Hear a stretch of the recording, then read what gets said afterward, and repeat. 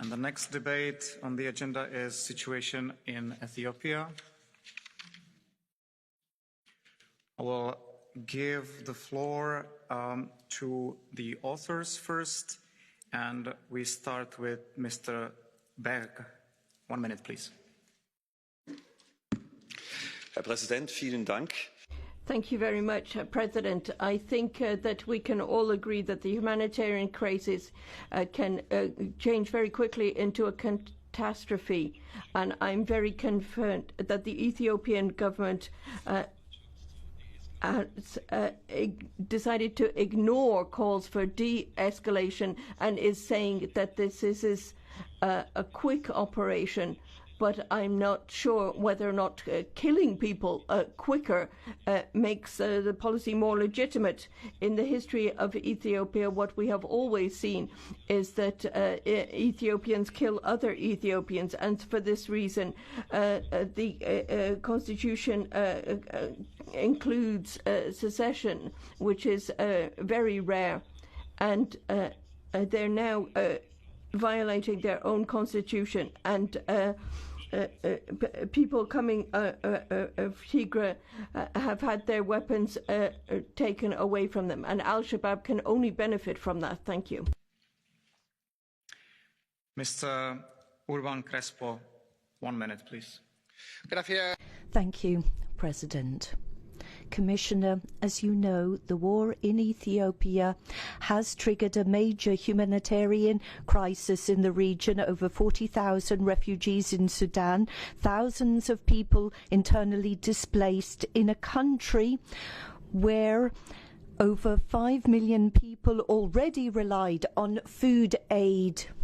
We need an immediate ceasefire. We must demand protection for civilians and support inclusive dialogue involving all parties. We need to put an end to any external interference in the conflict from Eritrea and other countries in the region. We need peace and stability in the country, and we need to do more. We need debt cancellation. We should not have humanitarian aid conditional upon migration controls. Peace and stability can only be achieved when you have full respect for economic freedoms, social freedoms, civil freedoms, and that means that we need to put an end to poverty and inequality in Ethiopia. Thank you. Mr. Zorrinho, 2 minutes, please.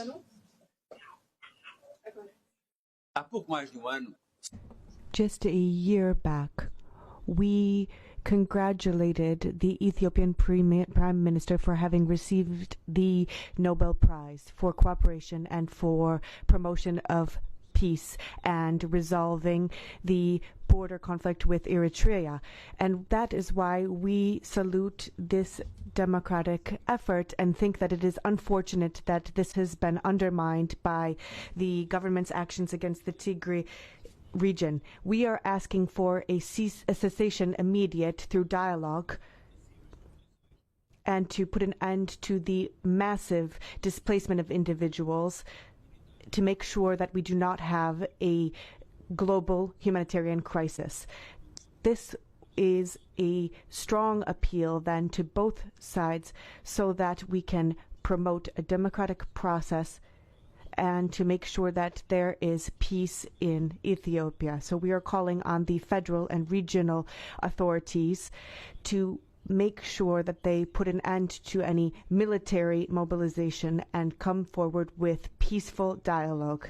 The European Union and its member states should deploy all efforts together to assist those regional and central government authorities to protect those who are at risk and to make sure that the humanitarian efforts are bolstered.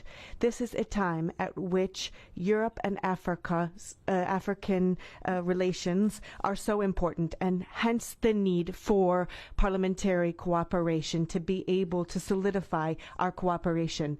We must use all resources necessary for the people of Ethiopia, for peace, for the territorial integrity, for tolerance, for transparency, for freedom of expression, and for the right to have a dignified life. Thank you. Mrs. Langensiepen, 1 minute and a half, please. Sehr geehrte Damen und Herren. Ladies and gentlemen, Committee threatens aggressive comments about the civilian population that leads to new power relationships in Ethiopia and calls them. And then in addition to that, there's the threat of civil war and balkanization. And for that reason, we call on all sides to avoid escalation of the situation, to immediately introduce a ceasefire, and we're calling upon the neighbouring countries not to increase tensions. And we have to look at the current developments, and we look at attacks on ethnic and religious groups, and we see the escalation. And there needs to be an independent committee to look into all of this. The TPLF are part of the history of Africa, and we need a stronger leadership, and Europe and the EU are willing to provide assistance and help with a de-escalation, and this links to questions about our role as mediator. But Europe and the member states need to make clear that bilateral relations with Ethiopia are at stake, and much more is at stake: human rights and the protection of each and every individual. Thank you. Mrs. Kanko, 2 minutes, please. Thank you very much, Chair. The situation in Ethiopia. The situation in Ethiopia is urgent. The country's grip on peace is slipping with every passing day. Its leader, Abiy Ahmed, has a Nobel Peace Prize, but is refusing to pursue peace in his own country. I believe he should give that back. He's been a wolf in sheep's clothing, a reformer turned authoritarian. In the Tigray region, hundreds are already dead, with ethnic targeted violence and violations of human rights. Buildings and homes are shelled, and roads are blocked to humanitarian assistance. There are no telecoms, no internet or electricity, and millions face the threat of famine. In a country that once was a stabilizing factor and influence in a fragile region and a pivotal force in the fight against the spread of Islamic terrorism, tens of thousands of Ethiopians now cross the border to eastern Sudan to seek safety. Progress and development in Ethiopia was hard-won. We must do all we can to help prevent that progress from being lost forever. A looming civil war could destabilize the whole region and trigger another humanitarian crisis that could reach the shores of Europe. We must continue to call for international mediation and a ceasefire, as you have done this week, Mr. Borrell, but I would also stress that rarely does a crocodile yield to the roar of a toothless tiger. The EU provides large amounts of development assistance to Ethiopia, and we should consider using this and all available leverages to help de-escalate the conflict. Time is running out to salvage this situation and forge a path to free, fair and transparent elections and ultimately to democracy. Nothing short of our most determined and resolute effort is needed. Thank you. Mr. Oetjen, 1 minute and a half, please. Thank you, Mr. President. Dear colleagues, we have already hundreds of civilian deaths and mass displacement of people in Eritrea. It has already been said that there are more than 40,000 people that have crossed the border to Sudan, to the southern part of Sudan, destabilizing even more the fragile situation in Sudan. These developments are going on with violences and breaches of human rights. At this moment, access for human rights workers and aids is severely restricted. Those organizations can even not go into those regions to help the people. We call on the EU and the member states to step up humanitarian aid together with the UNHCR to help those people, those most vulnerable. At the same time, we have a communication and electricity blackout, which has already been said by Ms. Kanko in the Tigray region, which is very worrying, and we call on the federal government to restore this situation, to have access to communication and electricity for the civil population in this region. We support the efforts to the mediation proposed by the African Union and call on the European Union to step up its effort to use all diplomatic means in order to have a ceasefire, in order to protect the civilians in Ethiopia. Thank you. Mrs. Zovko, 2 minutes. Mr. President, in his acceptance speech as laureate for the Nobel Peace Prize, Ethiopian Prime Minister Abiy Ahmed said that the war is the epitome of hell for all involved. As the youngest leader in an African country, the Prime Minister managed to make peace with its neighbouring Eritrea after one of Africa's longest-running conflicts. Unfortunately, we witnessed that the domestic tensions between the governmental forces and the TPLF have brought the weapons back in Ethiopia, and that the country is moving towards a true civil war. As the winner of the world's most renowned Peace Prize, the Prime Minister should himself reject the notion that he can resolve Ethiopia's political crisis through force. Also, the TPLF should immediately refrain from further hostilities, and together both parties should find the courage to solve their political divergences by peaceful and democratic means. 2 months ago, the European Parliament adopted a report on EU security cooperation with our partners on the African continent, including the Horn of Africa. Current developments in Ethiopia, a crucial country in this region, risk to spill over to neighbouring states. The European Union should remain supportive for the efforts of its partner countries and the African Union to prevent a bigger regional conflict and advocate an inclusive dialogue to reach peace, security and stability.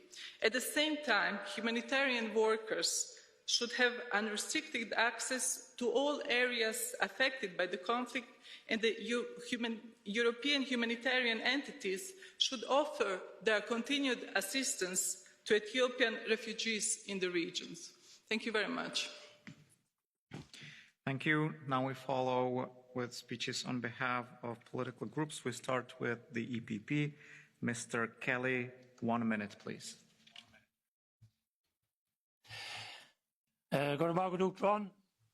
Fears are mounting that numerous civilians who were unable to escape the fighting could be caught in the crossfire in Tigray. I, like many in this House, am deeply concerned about the risk of violence against civilians, including potential war crimes, in the fighting around Mekelle. Reports of unimaginable atrocious crimes committed against civilians for no reason other than their ethnicity is heartbreaking and needs to stop. I join the growing calls for mediation to halt the conflict that threatens to destabilise the sword of East Africa. Hundreds, possibly thousands of people have died so far, and many more forced to flee their homes. This needs to stop. Peace and dialogue must be the victor in this conflict, and the international community must do everything it can to ensure this happens. I am very pleased that the European Parliament is loud in calling for this action here this morning. The sooner it happens, the better.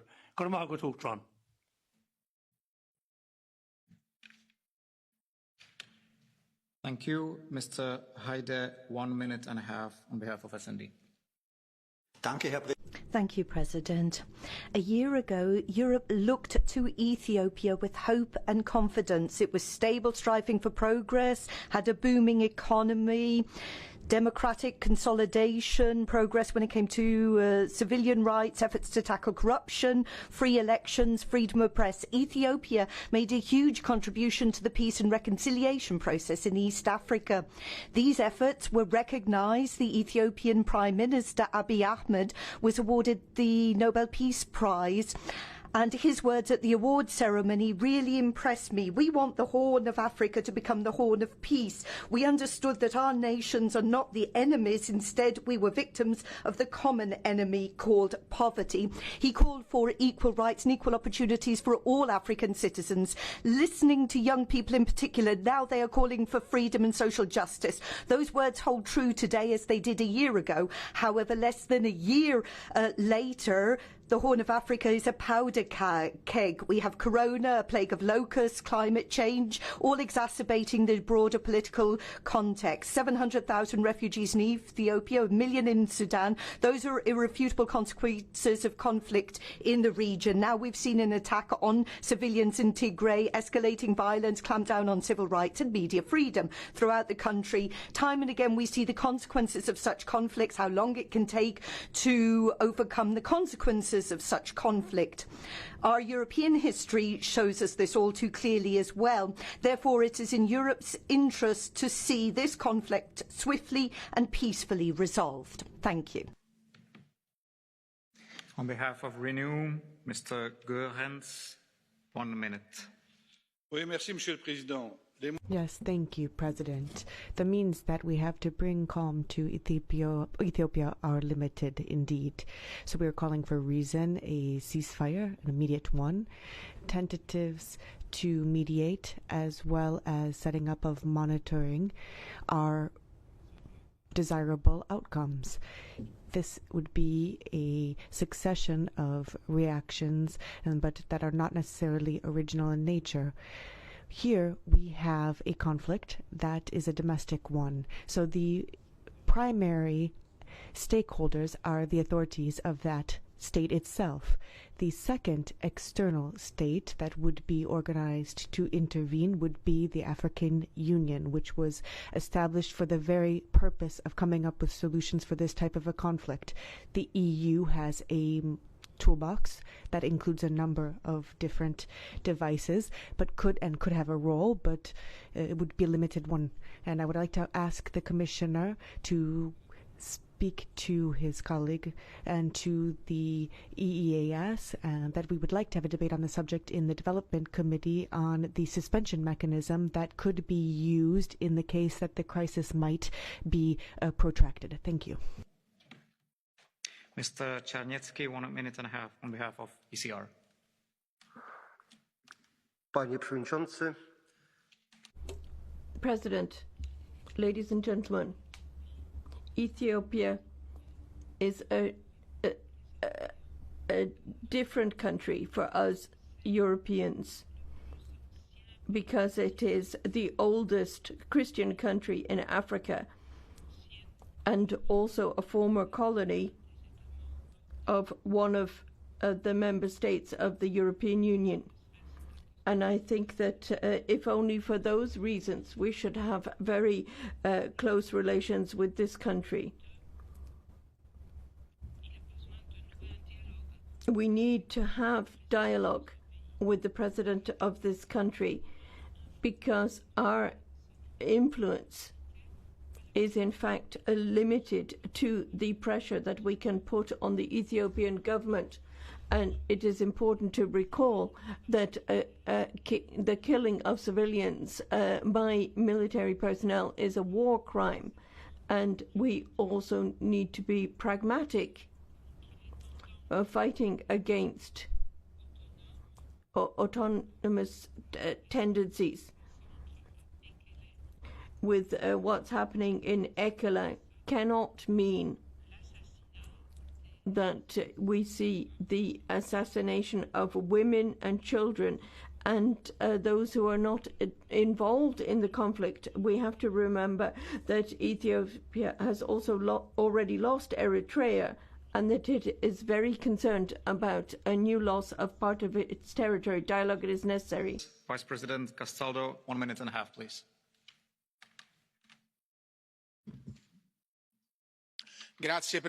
Thank you, President. Dear colleagues, the brutal conflict that is currently taking place in Ethiopia and has been for 3 weeks now is not coming to a solution, neither military nor diplomatic. On the contrary, what we are seeing is that tension is escalating, and that could have dramatic impacts. Now, just a few hours back, Prime Minister Abiy made announcements that could make a bloodbath possible, and that would only escalate hostilities. We can see that the conflict seems that it's going to be an existential conflict between the regional government and the central government with no pity, and the local authorities have made a call for the local populations to fight to the end against an illegitimate central government. Now, considering this and what is taking place on both sides, there is really a risk of a new war that would be characterized by brute force and brutality. Some 600,000 people who are armed, and this is an episode that could result in a war crime. This could be a humanitarian catastrophe, and we see that this country has had ethnic tension that has never been resolved, and this country is so important for the stability in the region, and that is why we need to have more involvement with dialogue between our High Representative for the Horn of Africa as well as with the African Union in Addis, and to bring an end to this conflict that would, with a resolution that would guarantee stability in this area. We must use all of our foreign and common security instruments before someone else avails of this vacuum that exists. Thank you. Mrs. Insir, 1 minute. Thank you, Chair. It is with sadness we see how the praised reformist agenda of Ethiopia is taking a serious hit. Reports of thousands of people fleeing from Tigray, hundreds of people being killed through machete massacres, along with federal planes bombing are deeply disturbing. And so is the ethnical targeted measures, hate speech and allegation of atrocities. It risks also to have a destabilizing effect on the broader region. This less than a year since Prime Minister Abiy got the Nobel Peace Prize. Nobel Peace Prize doesn't mean that one can start acting in contrary after receiving it. Both sides need to immediately end the violence and contribute to a peaceful solution. And international observers must be able to access Tigray region. It is a war crime to target civilians. Only solution forward is dialogue, including all the relevant actors. It is imperative that the country returns to the path towards a democratic and prosperous future, and the respect of human rights and are upheld, and included the rule of law is the key. Thank you. Mr. Stefanuta, 1 minute. Thank you, Chair. Prime Minister Abiy Ahmed, if you're watching this, if your people are watching this, in a multi-ethnic state, no one should be allowed to have the upper hand. Ethiopia cannot be allowed to descend into a Yugoslav-type conflict. That is not the soul of your country. Mr. Abiy, you achieved a lot. You slashed corruption. You achieved for more democratic openness. But you have no excuse for driving 4,000 people a day across the border to Sudan. No excuse for not sitting at the table of the African Union and of the United Nations and not listening to the EU, for not allowing for humanitarian aid into Tigray, for not protecting people enough so that they have to flee Addis if on their ID happens to be the wrong ethnicity. The longer blood flows, the harder it is for peace to triumph. There is a point in a war where it is easier for people to revenge than to listen. Mr. Abiy, my colleague Mrs. Zovka reminded you of what you said last year. Let's step back from this ugly place. The European Union is here to help. Let's bring back construction. Let's bring back peace.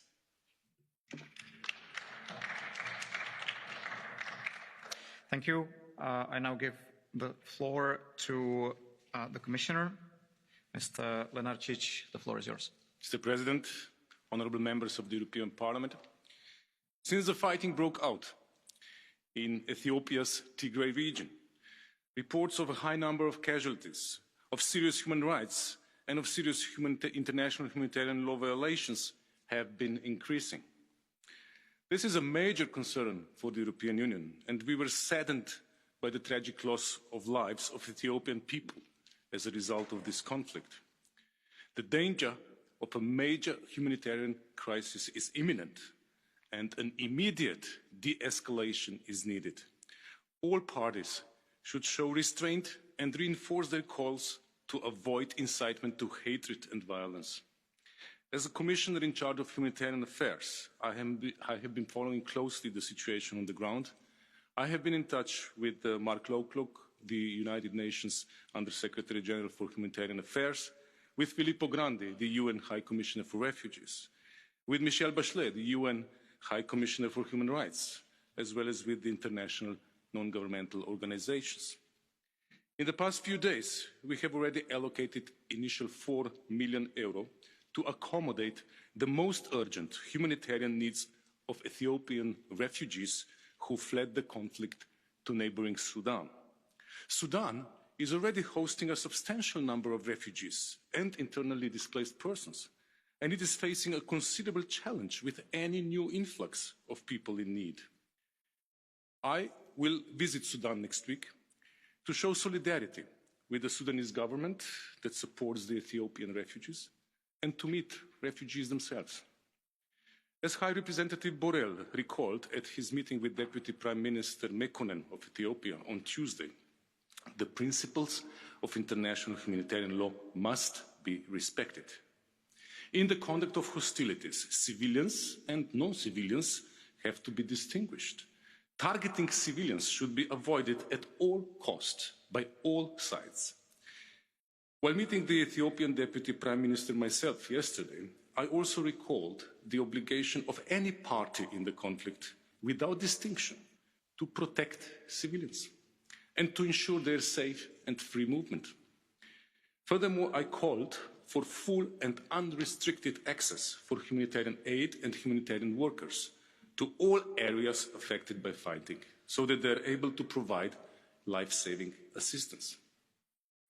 Honourable members, all partners of Ethiopia, and in particular its neighbours, should contribute to cessation of hostilities and to the resolution of political disputes through dialogue in the framework of the Constitution of Ethiopia. In that regard, the initiative by the African Union with the appointment of 3 high-level envoys is welcomed and supported by the European Union.